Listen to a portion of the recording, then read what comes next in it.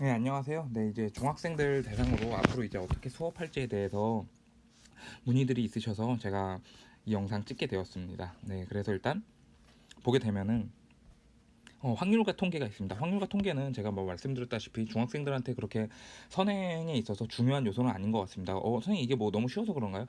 쉽다기보다는 이쪽 부분은 이론이 굉장히 중요하다고 생각을 합니다. 그러니까 실제로 수능에서도 아직 문제가 많이 나오지 않았습니다. 그래서 따라서 이제 문항이 개발될 가능성이 많기도 하지만, 근데 그 문항들을 다 맞추기 위해서는 결국에는 이론이 좀 더 빠삭하게 들어가야 되는데, 지금 중학생들부터 벌써부터 그렇게까지 준비할 필요는 없다고 생각합니다. 제 생각에는 한 달 정도 기간을 잡고서 이제 교과서를 위주로 해가지고 이론을 철저하게 공부한다면 이 부분은 절대로 틀리지 않기 때문에 너무 크게 걱정하지 않으셔도 될 것 같습니다.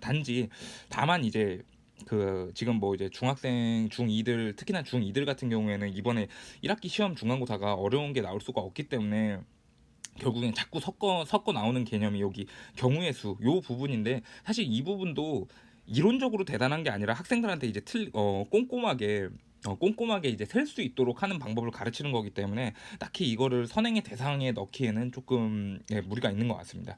그리고 이제 그 다음번에는 기하가 있는데, 이 부분 같은 경우에는 제가 생각하기엔 여기가 이제 이과하고 문과가 뭐 이제 갈리는 부분이지 않나라고는 생각이 듭니다. 그래서 뭐 계속 말씀드렸다시피 2-2에서부터 시작되는 여기 도형의 닮음, 그리고 피타고라스의 정리, 근데 이 부분이 정말 이제 학생들한테 가장 중요하지 않나. 그래서 이 부분을 잘하게 되면 소위 뭐 이과를 가게 되고, 이 부분을 조금 못하게 되면 문과를 가게 된다, 뭐 그런 말들이 있는데, 네, 저도 뭐 동의하고, 그리고 이 부분에 대해서 제가 이제 가르칠 때는 항상 그래서 중요하게 생각하는 게, 일단 증명을 스스로 해야 된다고 저는 생각을 합니다. 증명을 스스로 하다 보면은 이게 문제 속에서 이게 이렇게 해서 발견이 될 수가 있구나, 그래서 이 개념을 적용해서 이렇게 문제를 풀어야겠다라고 그렇게 스스로 학생 스스로 연결을 할 수가 있게 되는 거고, 그리고 처음에는 저도 이제 증명만 하면은 어떻게 학생들이 잘 풀 수 있지 않을까라고 생각을 했는데, 이제 제가 가르치다 보니까 확실히 증명만 해서는 안 되는 것 같고, 이제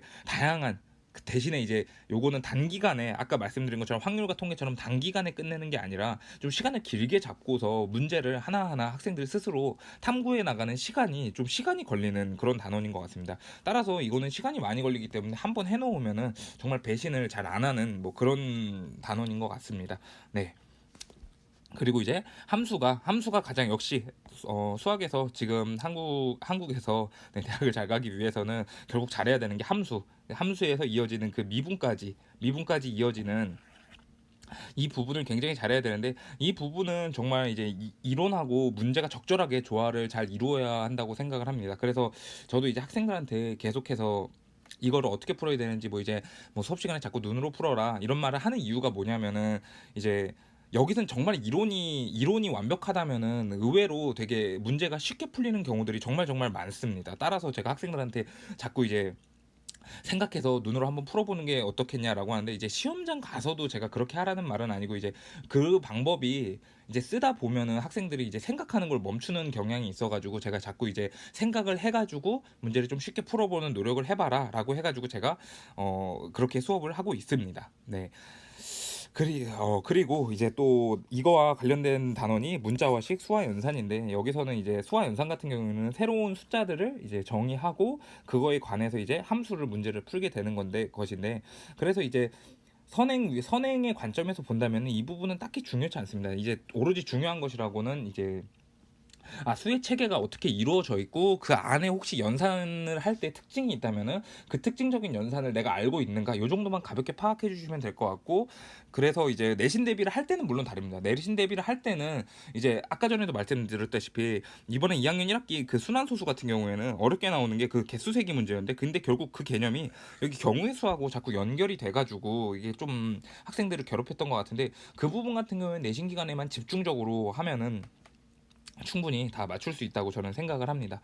네, 그리고 그 다음에는 뭐 문자와 식 같은 경우에도 이것도 뭐 마찬가지로 앞으로는 사실 이제 그 함수를 다룰 때 문자와 식을 연동을 해가지고 이게 다루게 되는데, 이게 무슨 말을 하는 거냐면은, 그 함수 같은 경우는 사실 숫자로 나오게 되면은 한 상황밖에 물어볼 수 없지 않습니까? 근데 이제 문자로 물어보게 되면은, 예를 들어서 1차 함수가 있더라도 y는 2x 플러스 1이라는 1차 함수가 있다라고 하면은 얘는 이거 하나밖에 못 물어보게 되는데, 만약에 y는 ax 플러스 b라고 이렇게 물어보게 되면은 이거 좀 다양한 상황을 물어볼 수가 있는 게, a가 0보다 클 경우, a가 0보다 작을 경우, 뭐 b가 0보다 클 경우, b가 0보다 작을 경우, 뭐 이런 식으로 해서 학생들을 조금 더 괴롭힐 수 있기 때문에 문자와식 부분에서는 좀 더 이제 수학적인 사고를 하는데 좀 도움이 되지 않나라는 생각이 듭니다. 네, 개략적으로 그래서 다시 총 정리를 해서 제가 말씀드리고 싶은 거는, 저는 이제 주로 이제 강조하는 부분이 함수하고 여기 기하, 요 부분들을 집중적으로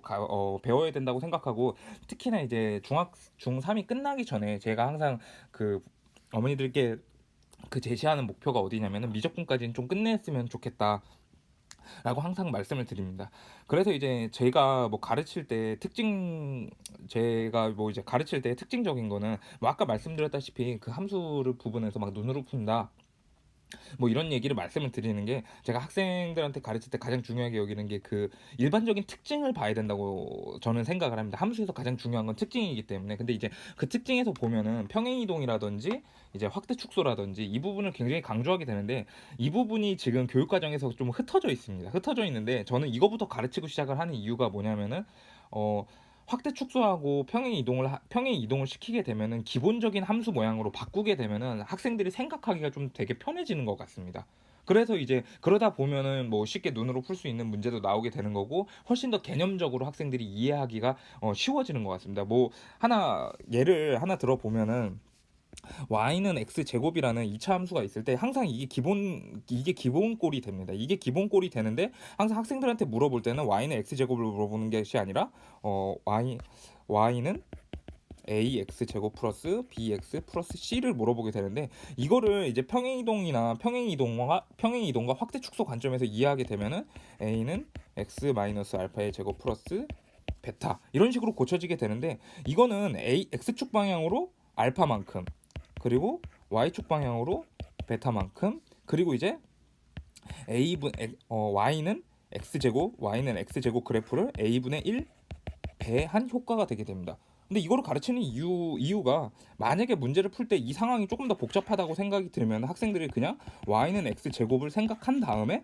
그 다음에 문제를 풀고 나서 답은 그거에 맞게 다시 평행 이동과 확대를 시켜주면은 오히려 문제가 쉽게 풀리는 경우들이 많기 때문에 이렇게 가르치고 있고, 그리고 특히나 본질을 바라보는데 이 방법이 굉장히 좀 유용한 것 같습니다. 그래서 뭐 다른 선생님도 좋은 선생님들도 많으시지만, 뭐 이런 거 가르치시는 분들도 많겠지만, 제 생각에는 제 수업의 가장 특징적인 부분은 이런 부분인 것 같습니다. 그리고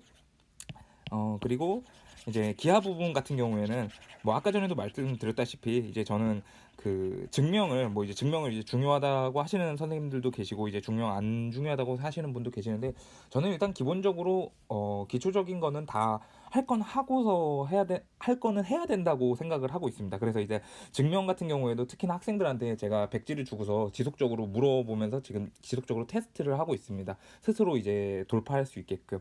그리고 나서 이제 문제를 하나하나 풀어가다 보면은 학생들이 항상 하는 얘기가, 내가 공부를 그렇게 머릿속에 남는 건 없는데 막상 문제를 보면 풀 수 있다. 저는 그게 가장 이상적이라고 생각을 하게 됩니다. 왜냐하면 이건 숨은 그림 찾기랑 똑같기 때문에, 틀린 부분을 발견하고, 뭐 이제 틀린 부분이라기보다는 뭐 이제 개념적으로 이제 쓸 수 있는 부분을 발견하고, 그거를 이제 증명했던 그 아이디어를 떠올려 가지고 문제를 가볍게 풀 수 있는, 네, 그런 능력이 중요한데, 뭐 막상 학생들이 막상 자기가 문제를 풀 때는 그걸 내가 쓰고 있나 못 쓰고 있나 그런 생각은 잘 안 하는 것 같습니다. 저는 어쨌든 그게 가장 이상적이라고 생각을 합니다.